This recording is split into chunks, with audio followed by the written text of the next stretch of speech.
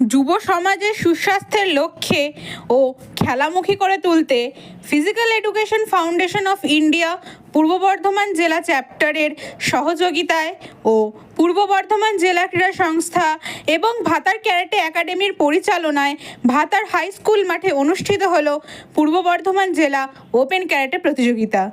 সম্পাদক সমর দাস জানান, অনূর্ধ্ব 8, 12, 14 এবং 18 চারটি বয়স বিভাগে 75 জন ছেলে ও মেয়ে অংশগ্রহণ করেন। প্রতিযোগিতা শেষে সকলকে পুরস্কৃত করা হয়। উপস্থিত ছিলেন পিইএফআই জেলা সভাপতি তারকচন্দ্র দে, খেলা পরিচালনা করেন সুনীল কোড়া।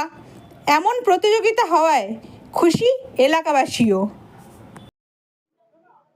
পূর্ব বর্ধমান জেলা যে ক্যারাটে চ্যাম্পিয়নশিপ কাতা 2026 আজকে আমাদের যে 28শে ফেব্রুয়ারি এই ভাতার স্কুল মাঠে অনুষ্ঠিত হচ্ছে।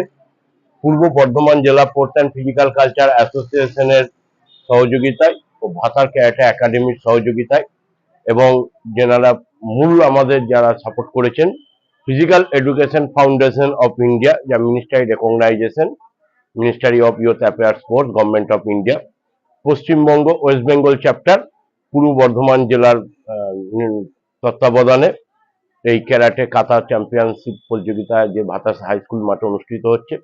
আজকে এই পূর্ব বর্ধমান জেলার বিভিন্ন জায়গা থেকে 75 জন ছেলে ও মেয়ে বিভিন্ন বয়স ভিত্তিকে তারা অংশগ্রহণ করছে।